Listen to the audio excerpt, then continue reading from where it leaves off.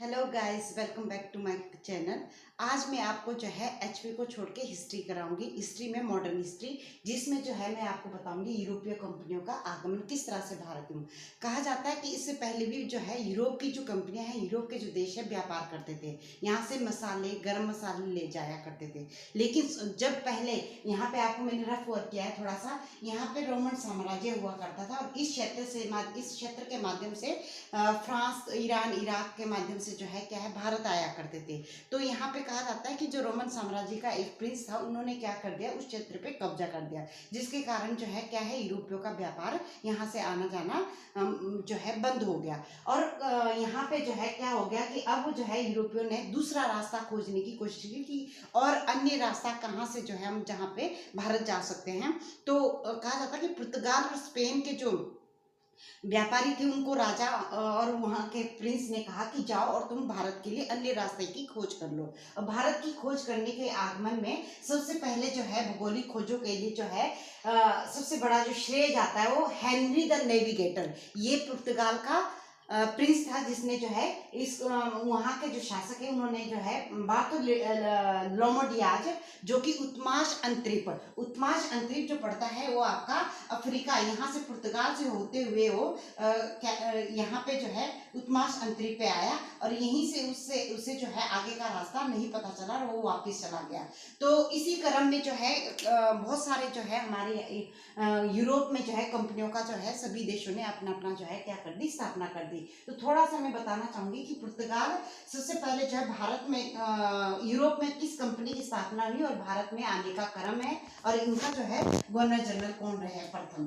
तो सबसे पहले है पुर्तगाली ईस्ट इंडिया कंपनी, जिसे जो है पुर्तगाल में इस्तादो द इंडिया के नाम से जाना जाता है। और इसे कई बार क्वेश्चन में पूछा भी गया है नेट सेट वगैरह में। इस्तादो द इंडिया पुर्तगाली ईस्ट इंडिया कंपनी का नाम है, पुर्तगाल की है और इसकी जो स्थापना की गई है पुर्तगाल में 1498 और भारत में कालीकट तट पे आया। और पहला गवर्नर जो इनका था वो था फ्रांसिसी दे अल्मेडा। और दूसरी कंपनी भारत में आई अंग्रेजी ईस्ट इंडिया कंपनी, जिसका जो है पूरा नाम, जैसे कि एग्जाम काफी टफ होते जा रहे हैं तो आपको इसका पूरा नाम भी आना चाहिए कि इस कंपनी का नाम क्या था। The governor and company of merchant of London trading into the east Indies. East, क्योंकि हमारा भारत ईस्ट में पड़ता है तो मैक्सिमम जो कंपनी है उनका ईस्ट इंडिया या ईस्ट इसी तरह का नाम रखा गया है। और तीसरी इनका जो है ब्रिटेन से आई, ब्रिटेन की ये कंपनी थी। 1600 में इसकी जो है स्थापना हुई। 217 जो कंपनी है इनको मिलके जो एक जो है रानी ने प्रस्ताव दिया था यहाँ पे। सूरत में इसकी कंपनी का जो है पहला पहुंचने का स्थल है और सर टॉम्स रो इसके प्रथम गवर्नर जनरल है। तीसरी कंपनी है Dutch east India company, Holland में इसकी स्थापना हुई थी 1602 में और ये भारत में मुसलीपट्टनम तट पे आई थी और इनके प्रथम गवर्नर थे विनिर्च ओ, आपको इसको याद रखना है। और चौथी कंपनी थी हमारे पास डेनिश ईस्ट इंडिया कंपनी, ये डेनमार्क की है और डेनमार्क 1616 में इसकी स्थापना हुई और सुल्तानती और इसका पहला गवर्नर है डी हस्तमैन। और पांचवी जो कंपनी है वो फ्रांसीसी ईस्ट इंडिया कंपनी और इसका जो वहां पे नाम था वो द इंडेस ओरिएंटलेस और ये फ्रांस की कंपनी 1664 में इसकी स्थापना हुई और सूरत में ये भारत में प्रथम बारी आए और कॉलबर्ट और मार्टिन जो है इसके गवर्नर रहे हैं। और छठी जो कंपनी थी वो तो स्वीडिश ईस्ट इंडिया कंपनी और स्वीडन की, आपको जैसे पता भी है कि सबसे आगे जो है पीस में, शांति में, नोबल मतलब जो वो है सबसे आगे जो खुशहाली में है वो स्वीडन है। और 1731 में इसकी जो है स्थापना हुई थी और गोहनबर्ग और विलियम यूसेलिक्स जो है इसके प्रथम गवर्नर हैं। और इसी तरह से आपको मैं बताना चाहूंगी कि यूरोपीय व्यापार का जो भारत में आगमन रहा, तो इसमें आगमन में जो कंपनी है यहाँ पे पहुंचने वाली, कहाँ पे, भारत में, तो सबसे पहले पुर्तगाली आए, दूसरे नंबर पे डच आए, तीसरे नंबर पे ब्रिटिश आए, फिर डेविश, फ्रांसीसी और स्वीडिश अंत में आए। तो आपको याद रखना है पुर्तगाली सबसे पहले आए और पुर्तगाली ही सबसे लास्ट में भारत से गए होंगे और ये गए इसी तरह से आपको इसको शॉर्ट फॉर्म में आप PDEDFC के नाम से या फिर PDEBDFC के नाम से भी आप इसको शॉर्ट फॉर्म में याद रख सकते हैं। तो आपको मैंने बताया कि पुर्तगाल के स्पेन वासियों के सबसे पहला जो श्रेय जाता है वो किसको जाता है, हेनरी द नेविगेटर। ये प्रिंस था कहाँ का, पुर्तगाल का। इसने कहा कि भाई जाओ और आप जो है अन्य रास्ता ढूंढ के आओ कि कहाँ से हम भारत के लिए जाएं, क्योंकि यूरोप के जो कंट्रीज है ये बहुत ज्यादा जो है शीत है, जिसके कारण यहाँ पे गर्म मसाले की जरूरत होती है। तो इसी तरह से जो है बार्थोलोमेडियास जो है पहला वहां का व्यापारी था, जो कि कहाँ उत्माश अंतरिप, जिससे जो है इसने क्या नाम दिया, तूफानी अंतरिप के नाम से इस द्वीप का नाम रखा। और यहाँ से ही वहां का, यहाँ से आगे का उसको रास्ता नहीं पता चला और वापिस वो पुर्तगाल चला गया। दूसरा जो है कोशिश करने के लिए वास्को डी गामा, जिसे वास्तविक संस्थापक जो है भारत में माना जाता है, किसने भारत की खोज की, भारत की खोज नहीं, भारत की रास्ते की खोज की दोबारा से। तो यहाँ पे मैं बताना चाहूंगी कि इससे पहले जो है 1492 में स्पेन वासी, स्पेन का जो है पुर्तगाल के साथ में लगता हुआ स्पेन है, स्पेन का वासी जो है भारत की खोज में निकला और खोज करते हुए कहाँ पहुंच गया, पश्चिम की ओर पहुंच गया और वो अमेरिका।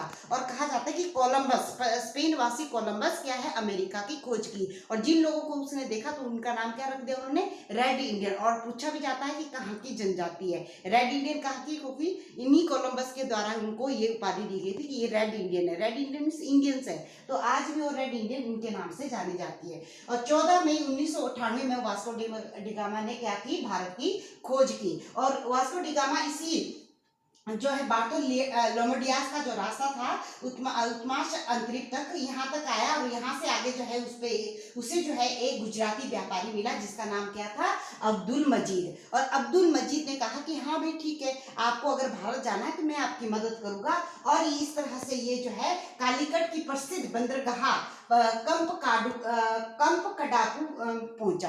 तो ये आपसे अगर और एग्जाम में डीप क्वेश्चन पूछना चाहता है तो कालीकट की कौन सी बंदरगाह है, तो ये है आपके पास कंप कडापू बंदरगाह है जहां पे ये पहुंचा। और वहां का राजा कौन था, जेमोरिन, जिसे जो है उपाधि, नाम नहीं था, ये उपाधि दी गई थी हिंदू राजा के द्वारा।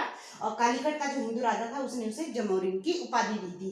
तो उसने उसका स्वागत किया। और साथ में उन्होंने क्या किया कि जब वहां पे ये पुर्तगाली वास्को डी गामा गए तो उन्होंने क्या किया कि अरब सागर में क्या है व्यापार होता था और बहुत सारे जहाज जो है अरब वासियों के और अन्य देशों के भी चलते थे। तो उन्होंने क्या किया कि अरब वासियों का एक जहाज पकड़ के इन जेमोरिन, राजा जेमोरिन को दिया, जिससे वो बहुत प्रसन्न हुए।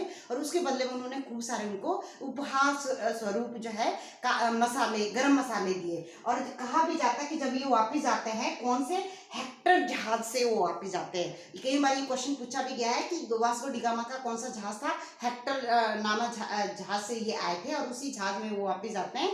जिससे जो है वहां पे कहा जाता है कि जब वो वापिस आते हैं तो वहां पे जितना उसका एक्सपेंडिचर होता है तो सारा निकाल के वो क्या है, उसके बाद उन्हें जो है 60 गुना जो है मुनाफा होता है उन मसालों को बेचने से, 60 गुना। और 1502 में वो पुनः भारत आते हैं, कौन, वास्को डी गामा। दूसरे जो व्यक्ति होते हैं वो पेड्रो अल्बराज कैब्रोल है। ये 1500 में जो है भारत आते हैं। और 1503 में क्या है, कोचीन में पहली व्यापारिक फैक्ट्री लगती है किनकी, पुर्तगालियों की। और 1505 में जो है कोचीन जो है आपके भारत में निचले तट पे केरल में पड़ेगा और कन्नूर जो है आपका केरल के ऊपरी तट पे पड़ेगा। तो कन्नूर दूसरी फैक्ट्री इन्होंने 1505 में लगाई। और इसी समय जो है 1505 में पहला फ्रांसिसो द अल्मेडा, प्रथम पुर्तगाली वायसराय भारत पे आया। तो अगर प्रथम पुर्तगाली वायसराय पूछा जाए तो फ्रांसिसो दी अल्मेडा, ये प्रथम पुर्तगाली वायसराय था और भारत भेजा गया। और इसने सबसे बड़ी जो क्वेश्चन इससे पूछा जाता है कि हाँ, वाटर पॉलिसी या ब्लू वाटर पॉलिसी किसने स्थापित की थी, या शांत जल की नीति। इसने क्या किया था, अरब सागर और हिंद महासागर पर क्या कर दिया था, पूरा ही कब्जा कर दिया था, ताकि अन्य जो कंपनियां हैं वहां से ना गुजरे और उस क्षेत्र पर कब्जा ना करे। क्योंकि इनका क्या था कि वो एकल अधिकार प्राप्त करना चाहते थे। तो इन्होंने जो है कौन सी पॉलिसी अपनाई थी, ब्लू वाटर पॉलिसी, जिसे शांत जल की नीति के नाम से अपनाई जाती है। और किन्होंने, फ्रांसिसो दी अल्मेडा। 1508 में क्या हुआ कि इनकी जो है संयुक्त जो है मुस्लिम नौसैनिक से जो है क्या है युद्ध होता है। और 1508 में ये हार जाता है, जो जिसमें जो है कौन कौन होते हैं, गुजराती, मिस्र, तुर्की, मुस्लिम होते हैं। लेकिन 1509 में उनको हरा के वो पुर्तगाली क्या है पुर्तगाली जो है अरब सागर पे पूरी तरह से जो है कब्जा कर लेते हैं और हिंद महासागर को पुर्तगाली सागर के नाम से भी जाना जाता है। दूसरे जो यहाँ पे वायसराय आते हैं पुर्तगाल के, वो है अल्फांसो दी अल्बुकर्क को कहा जाता है कि 1509 से 1509, इसी को ही वास्तविक संस्थापक के रूप में कहा जाता है। पुर्तगाल का वास्तविक संस्थापक के रूप में किसे माना जाता है? अल्बुकर्क को माना जाता है। और इसने जो है यहाँ पे जो क्या किया था कि गोवा में जो है इसने क्या किया था, गोवा को 1510 में बीजापुर के शासक, कई बार ये क्वेश्चन पूछा गया है, 1510 में बीजापुर के शासक आदिल शाही यूसुफ से इसने क्या किया था, गोवा को जीता था। तो गोवा को किसने जीता था? अल्बुकर्क ने जीता था 1510 में। और विजयनगर के शासक कृष्णदेव राय से इजाजत लेके और उनका आदेश लेकर जो है भटकल में जो है क्या बनाया था, किला। और भटकल कहाँ पड़ेगा? कर्नाटक में पड़ेगा। और इस तरह से मैंने आपको बताया 1511 में मलक्का और दक्षिणी पूर्वी एशिया में भी जो सबसे प्रमुख मंडी उस दौरान मानी जाती थी, वहां पे भी इसने कब्जा किया था अल्बुकर्क ने। और पुर्तगाली जो है, कहा जाता है कि पुर्तगीज जो है स्थायी आबादी बसाने के लिए, क्वेश्चन भी पूछा जाता है कि पहली बार सती प्रथा पे रोक किसने लगाई थी, तो इसी अल्बुकर्क ने लगाई थी। और कहा जाता है कि इसने जो है स्थायी पुर्तगाली वासी को बसाने के लिए यहाँ पे ऐसा किया था, क्योंकि वो चाहते थे कि जो इनकी विधवाएं, क्योंकि जो अन्य लड़कियां थी वो उनसे शादी नहीं करती थी, लेकिन जो विधवा है उन पे अगर रोक लगा दी जाए तो वो क्या है, उनके सैनिकों से शादी करेगी और यहाँ पे पुर्तगाली आबादी बढ़ाई जाए। तो पूछा भी जा सकता है कि हाँ भी पहली बारी जो है सती पे किसने रोक लगाई थी, सती प्रथा पे, तो ये थे आपके अल्बुकर्क। ठीक है। तो दूसरा जो है इसने जो है पहला, अगर पूछा जाए पहला जो चर्च है, सेंट चर्च, कहाँ पे, गोवा में खोला गया, जिसका नाम था जेवियर चर्च, क्योंकि पहला है जीवित रहना, तो जेवियर चर्च के नाम से आप इसको याद रख सकते हैं। और पुर्तगीज तीसरा जो यहाँ पे गवर्नर वायसराय बन के आते हैं, नूनो डी कुन्हा, 1529 से 38 तक जो है ये सरकारी कार्यालय को कोचीन से गोवा ले जाता है। और साथ में ये क्या करता है कि ये औपचारिक रूप से जो है ये पुर्तगालियों की कैपिटल बनी रहती गोवा, कब तक, 1961 तक। 1534 से कृष्णा बेसिन और 1535 में द्वीप पर अधिकार किया था।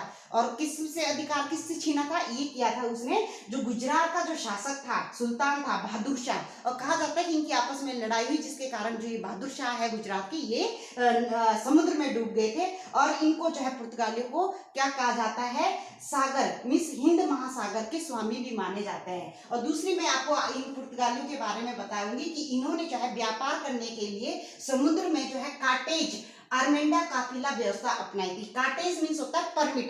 और कहा भी जाता है कि औरंग जो हमारे महान अकबर रहे हैं, इनको भी जो है क्या, इनके जहाज जो मुसलमानी व्यापारी आते थे, इनको भी क्या है, इन पुर्तगालियों से जो है क्या लेनी पड़ती थी, अपने जहाज को चलाने के लिए परमिशन लेनी पड़ती थी अरब सागर में। इतने ज्यादा जो है ये पावरफुल थे, इन्होंने इस तरह की नीति अपनाई थी। और ये अरब सागर पे जो है ये अपना पूरा बेड़ा जो है जमाए रखते थे। जापान के साथ व्यापार करने का भी जो श्रेय जाता है इन्हीं पुर्तगालियों को जाता है, जो आज हम जापान के साथ व्यापार करते हैं इनके माध्यम से करते हैं। और अगर मैं बताना चाहूंगी कि यहाँ पे जो है इन्होंने जो है भारत में क्या क्या चीजें लाई, तो मध्य अमेरिका से इन्होंने भारत में पहली बारी, यहाँ पे हमारी ना तो तंबाकू की खेती होती थी, ना ही आलू की, ना ही मक्का की। ये कहाँ से लाए? मध्य अमेरिका से ये भारत में लाए हैं तंबाकू, आलू, मक्का। ये जरूर नोट कर लेना, क्योंकि कई बार ये क्वेश्चन में पूछा गया है। और प्रिंटिंग प्रेस जो है आरंभ भी जो है पुर्तगालियों ने ही यहाँ पे भारत में करवाया था, जिसे छपाई की मशीन कहते हैं, जो हम आजकल छापा हुआ किताबों में देखते हैं। अपनी किताबें सारी जो है ये देन भी किसकी है?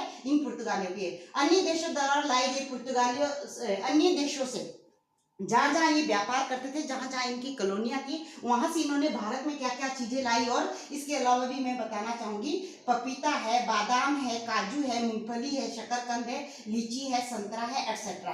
तो इस तरह से आपको पता चल गया होगा कि क्या क्या चीजें जो है इन्होंने भारत में लाई। इनकी देन से जो है भारत में बहुत सारी नई चीजों का आज भी उत्पादन है और भारत बहुत बड़ा विकसित है। तो इनकी आपको इस तरह से यहाँ के वायसराय, और थोड़ा सा मैं वायसराय और गवर्नर में बताना चाहूंगी कि गवर्नर जो है कंपनी द्वारा स्थापित किए जाते हैं, और जो वायसराय होते हैं उस किसी देश की जो सरकार है उनके द्वारा उनके प्रतिनिधित्व जो है अन्य देशों में होते थे। तो इनमें ये अंतर है। अगर आपको मेरा ये वीडियो पसंद आया हो, पढ़ाना मेरा अच्छा लगा हो, तो प्लीज मेरी वीडियो को लाइक एंड शेयर जरूर करिए। Thank you.